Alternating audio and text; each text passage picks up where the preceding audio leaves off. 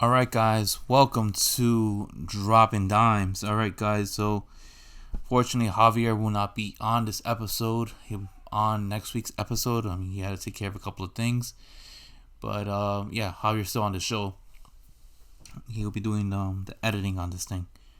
But yeah, so on Flava Rihanna, I'll be doing this show by myself. I don't even know what episode we're on at this point. Just got so much going on. I believe we are on episode 7. So yeah, so we have so much to discuss about with the Rockets getting a new head coach. Daryl Morey ends up returning back to the NBA, finds a team, to be a part of. Got a former NBA Finals MVP joining the coaching ranks. So yeah, so let's kick this off. So without further ado, so we'll kick it off with Daryl Morey. All right, so Daryl Morey got let go of Philly. I mean, not Philly. Got let go of Houston. Lands a job of Philly.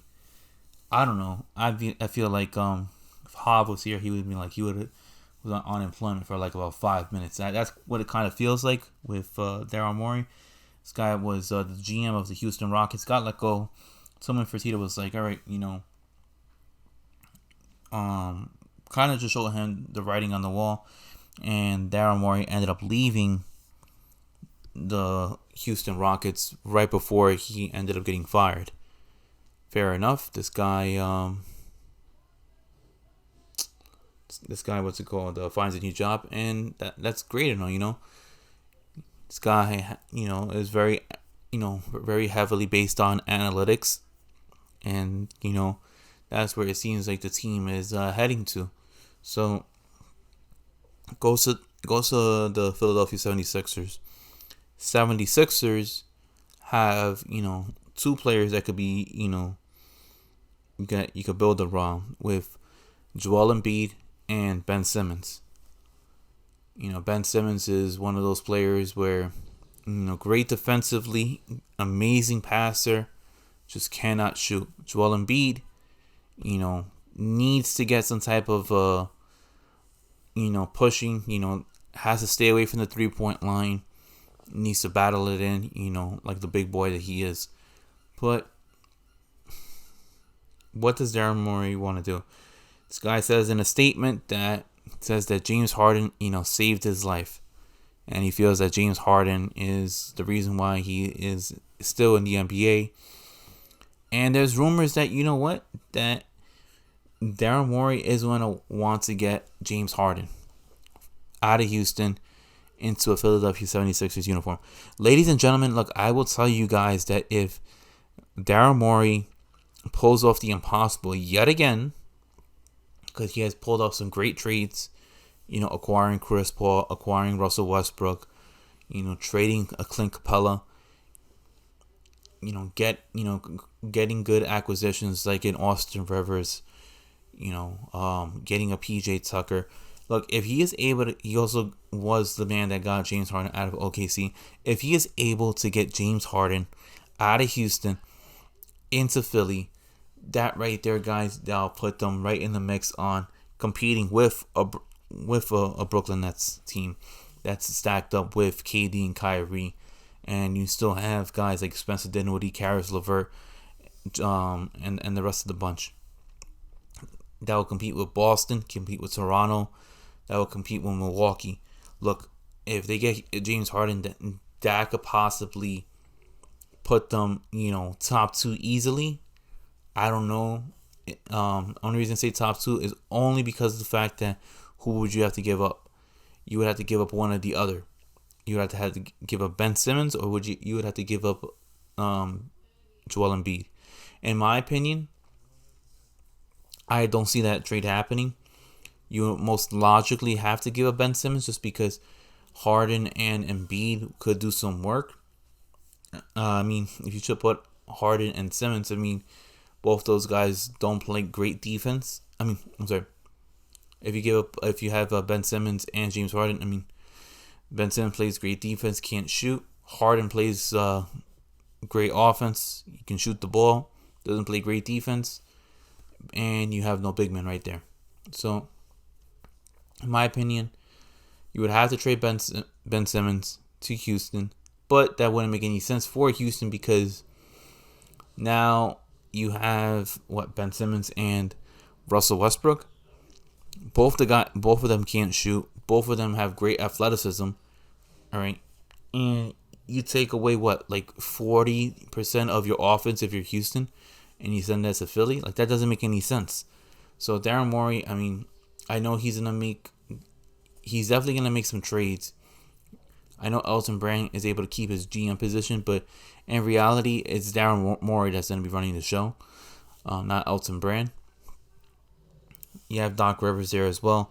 So Philly looks like they're going in the right direction. I don't know where they're gonna stand come next year. What's gonna be their roster, but in my opinion, at least they're going in the right direction. They have now a president of operations or whatever he is. He is the new team president. I'm sorry.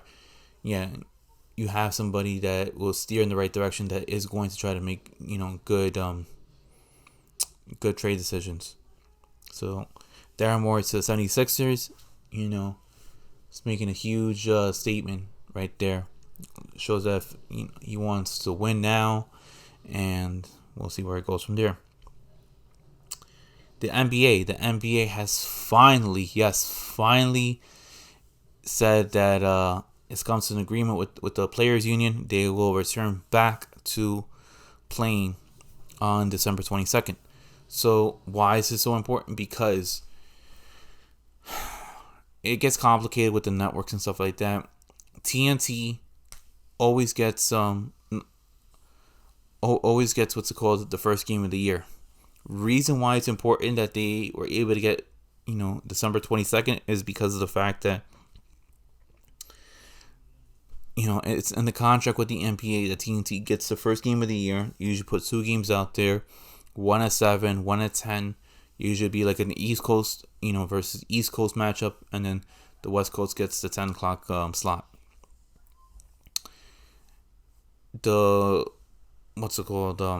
It's important because if they were to have the first game of the year on Christmas, that slot is only reserved for ESPN. ESPN has the rights on airing all the games, whether it's ESPN or ABC. They're all under one network. They show all the games on for Christmas Day. So they were able to get that together. They ended up saving, I don't know what is like $1 billion or something like that. Plus, it's gonna be the quickest turnaround between seasons, throughout any major sport out there. What is it, like 72 days or something like that? That's insane right there. That's only a little bit over a month, a little over 2 months right there. It is crazy to think that the NBA is going to be back in like 70 plus days. Now, I don't know what's going to be the first game of the year. I imagine one of those games has to be the Lakers, since they ended up winning the title, showcase their rings. There's not going to be no bubble, so I really wonder how this is all going to lay out. The NBA now has to be in scramble mode, and in like a week or so, we're going to have the NBA draft. Then we have free agency. So yeah, I mean, it'd be crazy to see what's going to happen in these next 3 or 4 weeks. So completely looking forward to it. I know the majority of the players weren't in favor on trying to play, this early. They wanted to get some rest. But if you think about it, look, there were about 8 teams that didn't get selected to go into the bubble, right? Those teams like Atlanta Hawks, Golden State Warriors, New York Knicks, Charlotte Hornets, they haven't played since March. So this is going to be like the longest time that they haven't played basketball in quite some time. Then you have teams that were invited to the bubble but didn't make the playoffs, like the Sacramento Kings, like the Washington Wizards, like the Phoenix Suns. Those teams, those are some of the teams. those teams did not make the playoffs, so they were only there for what, the few exhibition games plus those 8 games that they were trying to make up so they can make that network money. And then you got the teams that ended up getting eliminated in the first round, like the Dallas Mavericks, the Utah Jazz, the Orlando Magic, the Brooklyn Nets. Those guys ended up playing, at the bare minimum of 12 games to no more than an extra 16 games, and they were gone within the first 3 weeks, 4 weeks into the bubble. So, I mean, the only two teams that I can see complaining that they don't want to play would be the Miami Heat and the Los Angeles Lakers. Because like me and Hav had said it, whoever wins, these finals, they're gonna have a tough type of matchup, just trying to get back, into the groove on winning it all, moving on forward. Just because, it's gonna be a quick turnaround, and now there's gonna be like a bunch of back-to-backs. People are gonna try to do load managing, and so forth. So yeah, I mean, it's gonna be crazy to see that the NBA is gonna be back so quickly. But I mean, what's it called? We can't hold off for this long. I mean,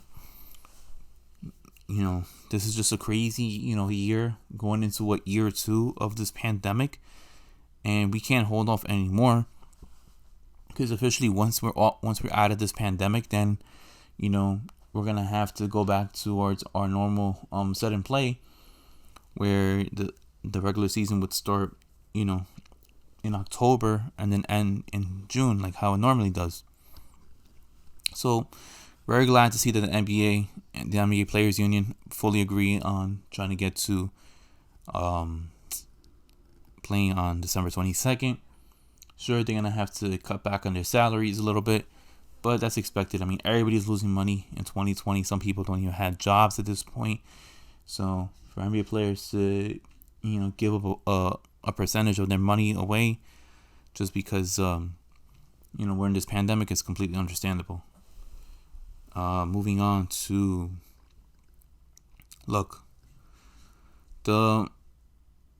what's it called?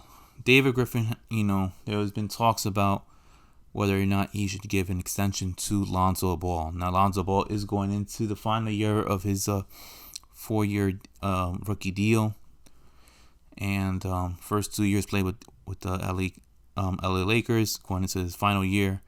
That played 1 year with the Pelicans after being traded.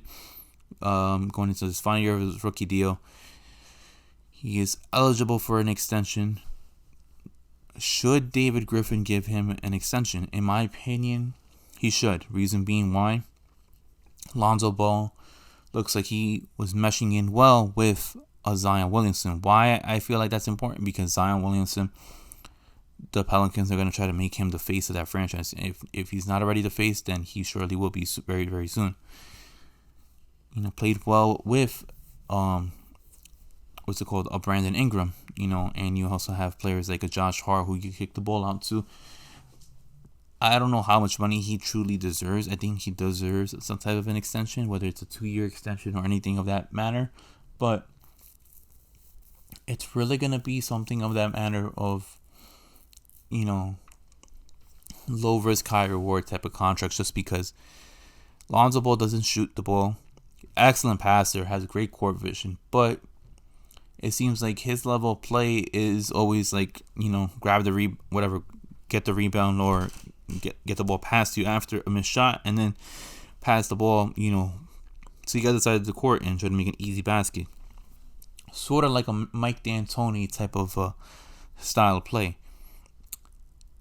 I think that type of offense is efficient to a certain extent, but Lonzo Ball is going to need to learn how to make a couple of jump shots consistently.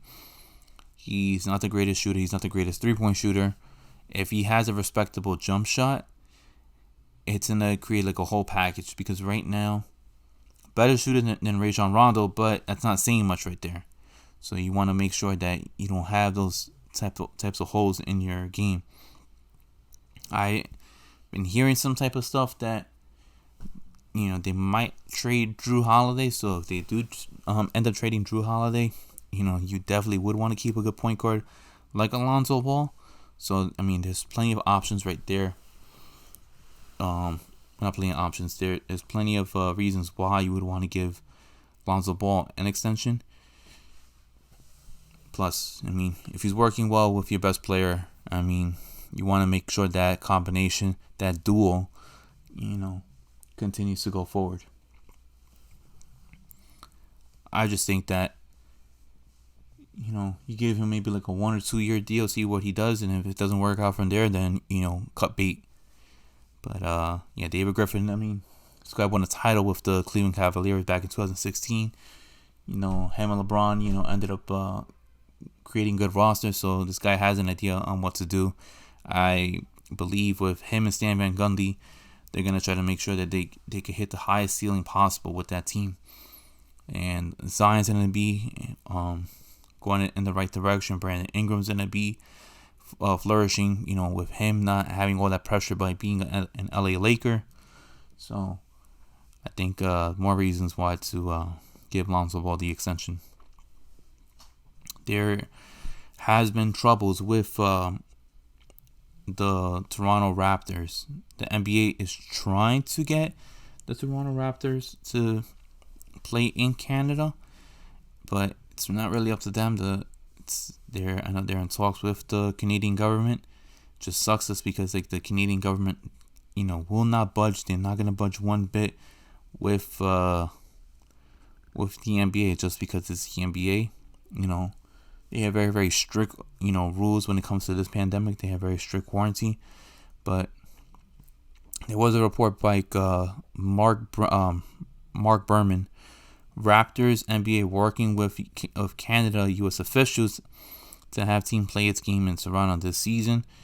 It's very interesting to. I'm just seeing this report right now. It's very interesting to see. Oh shit, that's crazy. It's very interesting to see that the Raptors NBA in Canada are trying to work things out. Look, there were talks on where should the Raptors play, just because the Toronto Blue Jays baseball team, Major League Baseball team, had to play in Buffalo this past season, just because at one point they were reverting, playing, in different cities, warranting in one city, one setting, and now, Toronto was going through that same issue. If for whatever reason the Raptors are not able to play, in Toronto, there's a couple of cities that were mentioned. Everyone wants Seattle. Everybody wants Seattle teams to be played. Unfortunately, that's not going to be the case just because they're on the East Coast. They're in the Atlantic Division, and they have to be somewhere in the geographics where they're not too far apart from one another. If there's any place for Toronto to play, look, there's been talks of Newark playing at the Prudential Center. My favorite for that? Not really, but you would have the Knicks across the Hudson River, same thing as the Brooklyn Nets. So it's not that far. You have Philly, that about like an hour and a half drive away. Boston, it's about a 4-hour drive north of Newark. So that would be like the most ideal spot. I know there is also Louisville. It's a little bit out of the way in my opinion. You could do something like in Connecticut, but the best possible outcome for the Raptors, for the NBA, is try to make sure that the Toronto Raptors do play in Toronto, as opposed to just trying to scramble around, trying to find a city so these guys can play. Mind you, there is not going to be a bubble this year, so I don't know what's going to happen. Are there going to be fans? Or there not going to be any fans? Are there going to be fans in certain cities? Who knows? But for the NBA, for the Toronto Raptors, for the players, for everybody in that organization, it would be best off if they stay in one city. And that one city should be Toronto. Because you don't want to have to, look around. And it could possibly take weeks to, get into just one city, find that one city, get that agreement with, and then you have to talk it out with the NBA. The NBA has to talk it out with the government of that city slash state. So yeah, it just makes things way more complicated. So right now, the NBA is trying to figure something out. With the Raptors, Chauncey Billups right now, Mr. Big Shot, former Finals MVP of the 2004 NBA Finals between the Detroit Pistons and versus the LA Lakers. He came up big in that 04 Finals, but yeah, Chauncey Billups has been wanting to get back, in some type of role with the NBA, part of some type of organization. His name was linked at some point with being a possible GM, but now he is joining the coaching ranks. He is joining a coaching staff led by Ty Lue. He'll be joining the LA Clippers and Ty Lue's coaching staff. Look, this is great because you know what? Chauncey Billups has one of the best minds in the NBA. This guy was an exceptional point guard. Played really good defense. He played on a good defensive team back in the early 2000s, who usually held their opponents under about anywhere between 75 to 85 points. When you really think about that now in today's age, that is crazy, just because everybody hits normally 100 points per game during this modern NBA. Just thinking about holding a team to about 75 points, that's very, very low. I mean, they're very, very defensive savvy. I mean, that 04 Pistons team, I remember that Chauncey Billups, Rip Hamilton, you got Tayshaun Prince, Rasheed Wallace, Ben Wallace, Antonio McNice, Lindsey Hunter. I mean, that team was loaded, guys. That team was squadded up. So you have Chauncey Billups joining that coaching staff. I mean, that's gonna be great. You're gonna have more leadership on that coaching staff. Plus, he can coach up young players like Landry Shamet and guards like that. So I'm very interested in seeing how that's gonna work into play. I know we had mentioned in the last episode Amari Stoudemire, who had no coaching experience whatsoever. He's joining Steve Nash in the Brooklyn Nets staff to be part of that coaching staff. So yeah, so I'm interested.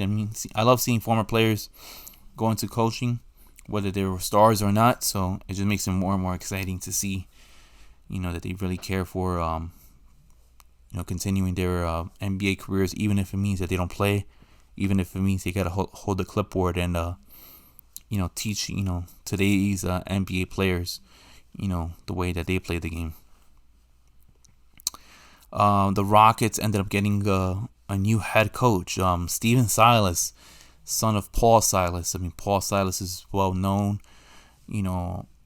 head coach, coached many teams, coached the Hornets, coached the Cavaliers, coached an excess amount of teams. He was LeBron James' very first head coach, and his son has been around the game, and it took him 20 years, but he got it done.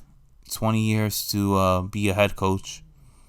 He's been around the game for quite some time, and he's coaching James Harden and Russell Westbrook. Look, honestly, this is great. This is the best ideal spot if you want to be a rookie head coach. I mean, Steve Nash, what he has is the cherry top. I mean, very few coaches are ever gonna get something like that. I know Steve Kerr was the last coach to ever get a loaded squad, but when Steve Kerr ended up stepping into taking in for the Golden State Warriors, I mean, he didn't know that was going to be a dynasty, and they just took off with his offense. I mean, Steph Curry, Klay Thompson, they didn't have big names like the way that they do now. When Steve Kerr first took the job. Now with Steven Silas taking the job, I mean, he has two known commodities in Russell Westbrook and James Harden. You got a PJ Tucker, you got an Eric Gordon, and Austin Rivers. Who else do you ended up having? You have what's that guy's name that ended up taking he ended up sneaking in a girl into the hotel room. Forgot his name. I know his name is House, something like that. Daniel House. There you go, Daniel House. You got him. I mean, you got pieces to work with. The only thing that sucks is that you don't really have draft picks to go forward with, just because of that trade with Russell Westbrook. That trade kind of hurt them, with trying to build some picks. So you're gonna have to take some players like on the minimum veteran contract and work with that. But Steven Silas, I mean, this guy, did wonders with coaching up like what's it called, Luka. He's been doing a lot of good things, and I don't know. I just feel like the Rockets needed a change from a Mike D'Antoni. I mean, Mike D'Antoni was all about just offense and no defense, and it kind of hurt him at the end. So maybe just a new voice at this point would do well for the Houston Rockets. Do I see them, this making the huge difference as for whether they're gonna win it all or not? No, I still see the Houston Rockets only making it to the second round and exiting from there on forward. Don't see them making the Western Conference Finals. All right, listen, guys. There's only 2 teams per each conference that make the Western Conference Finals. I still think that it's the Golden State Warriors and the LA Lakers that make the Western Conference Finals, and I think the Golden State Warriors make it back to the finals. I don't see the Clippers unless they make some major changes. And yeah, so Rockets are going to get eliminated in the second round. Doesn't matter if it was Mike D'Antoni or Steven Silas. They simply don't have enough, unless you see some gradual improvements on a Russell Westbrook who can consistently hit that mid-range shot, along with hitting a 3-point shot. So he would need to shoot higher than 27%. This guy would need to hit about 38% of his 3-point shots for that Houston Rockets squad to be, moving on from that next phase from the second round to the conference finals. So Steven Silas, great, pickup hire. This guy is landing in the most ideal spot possible. And, good luck to him, because I think Houston is one of those spots where, this guy is going to win about, 50-something games? He should win about 50-something games with the NBA returning to a 72-game season. So, yeah, I would say that. And then lastly, look, this is something that me and Jav were going to discuss, but Javier is not here. Who's going to have the most pressure to win? The Brooklyn Nets or the LA Clippers? Look, I honestly do think it's the Brooklyn Nets, and here's why. KD, this guy's easily a top 2 player, top 3 at worst. Kyrie, a top 15 player in the game. Those 2 guys are dynamic with one another. I mean, Kyrie in my opinion, he's the best crossover machine in the game. But his ego sometimes gets in the way that causes, the locker room to fracture a bit. With Kevin Durant, we need to figure out whether or not this guy's going to be able to return back to the old Kevin Durant, or if not, if he returns to 85% of himself or even 80% of himself, that should still be enough to get the job done. I mean, what he was doing in Golden State, I mean, it was great. I mean, this guy won 2 Finals MVPs. He ended up going to 3 Finals in a row, but he got hurt in that Houston series, which kind of wrecked everything up.